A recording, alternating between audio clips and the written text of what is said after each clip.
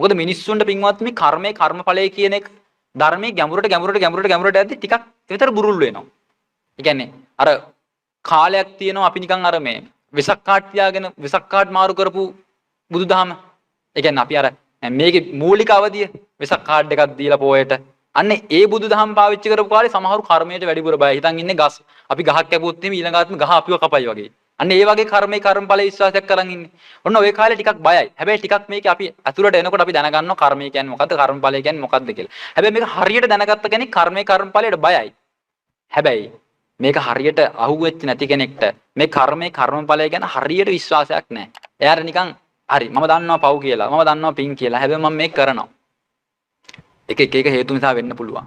හැබැයි කොහොම නමුත් ඒ කරන එක ක්‍රියාවක්, ඒ කරන එක දෙයක් අපි මේ ගමන දැන් පටන් අරන් ඉන්නේ. හරියට පින්වත්නි රේස් එකක් දුවන දාවකේ. එයා රේස් එකේම අවධානය තියන් හිටියේ නැත්තම් එක මිලිසෙකන්ඩයක් ඇති පින්වත්නි අනිත් දාවකයාට එයාව පාස් කරලා දිනන්න. ඒ නිසා අපි මුළු රේස් එක පුරාවටම ඒ ට්‍රැක් එකට ඒ රේස් එකට අවධානය දීගෙන ඉන්නවා වගේ. මේ ලෝකේ තියෙන රේස් එකක්. මේ නිර්වාණයට යන්න මිලිසෙකන්ඩ් එකක් නෙමෙයි පින්වත්නි. මිලිසෙකන්ඩ් එකක් 1000කින් කෝටියකින් ලක්ෂ වාරයකින් නෙමෙයි ඔබට පුළුවන් ගානකින් බෙදලා ගත්තත්. පින්වත්නි ඒ එක අසුරු සනක් ඒ එක මිලිසෙකන්ඩ් එකක් ඇති පින්වත්නි අපේ ජීවිතේ සදාකල් මේ වගේ ඔය දැන් ඔය ආවා වගේ හරක් වෙවි, වල්ලු වෙවි, උරු වෙවි අපි මේකේ දන්නවනේ පින්වත්නි සතර ගැන ඔබට කියන්න ඕනේ නැහැ. ඔබ මේ අපාය ගැන හොඳට දන්නවා. ඔබ දිව්‍ය ලෝක ගැන හොඳට දන්නවා. ඔබ බණ අහලා තියෙනවා.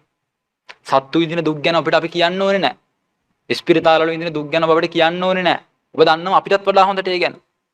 ලෝකෙ මිනිස්සු විඳින වේදනාව, මිනිස්සුන්ගේ මනසවල් විකෘති වෙලා නටන නාඩගම් අපි ඔබට කියන්න ඕනේ නැහැ. අපිට මිනිස්සු දැක්කත් අප්පිරිය වෙන මිනිස්සු ඉන්නවා.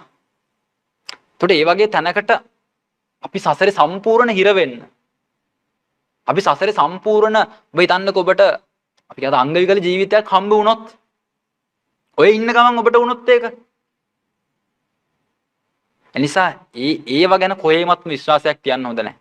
මේ ලැබිලා තියෙන රූපය ගැන සත පහකට විශ්වාස කරන්න එපා.